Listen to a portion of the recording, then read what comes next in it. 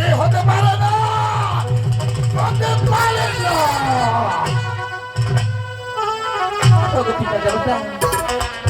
আপনি ধরা পূর্ণিমাতে প্রতিজ্ঞা করে বলেছে আজকে রাতে যা যাবো আপনি আমাকে তাই দিবেন। আর যদি সে কথা না রাখেন তাহলে নগরবাসী আপনাকে দেবতা বলে মানবে না, পুষ্পাঞ্জলি দেবে না। তাই তো আমি আপনার সাথে যাব না। না না না না, তুমি কেন বুঝতে পারছো না? এই অষ্টকোটি নাগের ভার আমি তোমার কাছে অর্পণ করতে পারি না, কেননা তুমি যে এখনো সেটা সহ্য করতে পারবে না। তাহলে দিয়ে দিন সে অষ্টকোটি নাগের ভয়। শোনো শোনো কন্যা, তুমি অন্য কিছু চাও না পিতা দেবতা, আমি চাই শুধু সেই অষ্টকোটি নাগের ভয়। কন্যা, এ দেবের দেব মহাদেব প্রভু শিব ঠাকুর কোনদিন কোন কথার ফরকলা করতে জানে না। এই দেবের দেব মহাদেব প্রভু শিব ঠাকুর যখন কথা দিয়েছি তখন তা পালন হবে, কিন্তু আমারও বলছি তুমি তা সহ্য করতে পারবে না। অবশ্যই পারবো পিতা দেবতা। আপনি যদি সে অষ্টকোটি নাগের ভয় সইতে পারেন, আমিও তো আপনার রোজাত কন্যা, আমি কেন পারবো না পিতা দেবতা। কন্যা, তুমি বলো তো এই অষ্টকোটি নাগের দায়িত্ব ভার দিয়ে কি হবে? আমি এই অষ্টকোটি নাগের ভর দিয়ে মনসা দেবী তো লাভ করব।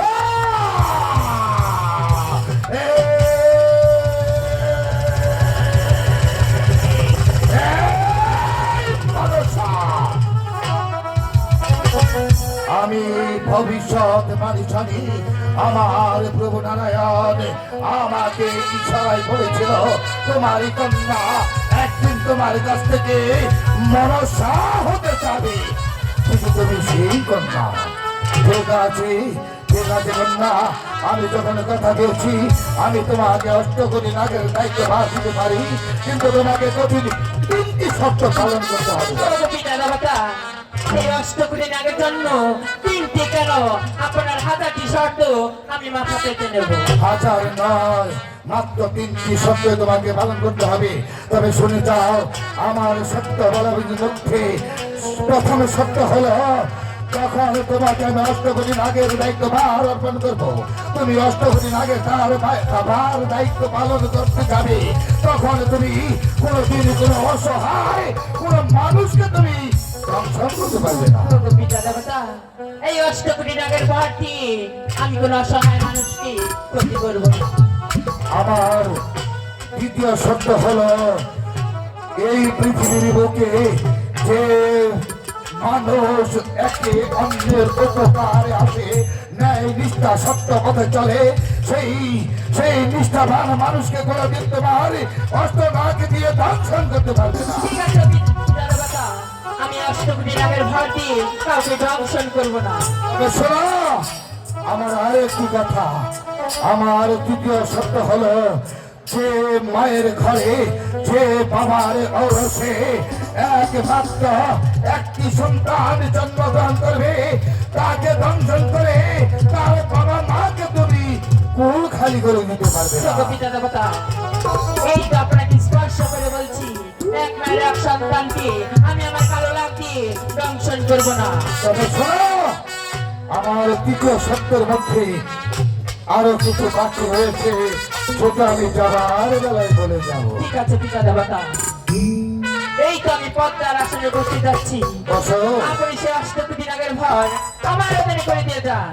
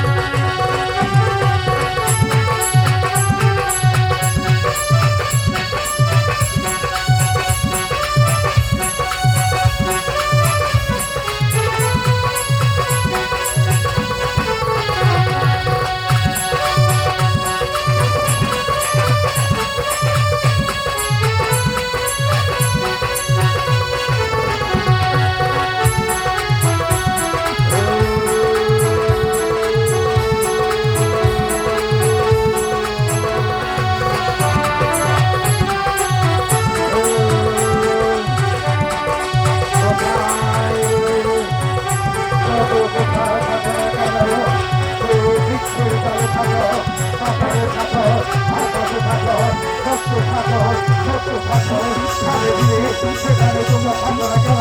তোমরা সবাই চলে এসো। আজ থেকে অন্য কোটি লাগে আমি তোমার নতুন হরিদের দর্শন করতে চাই।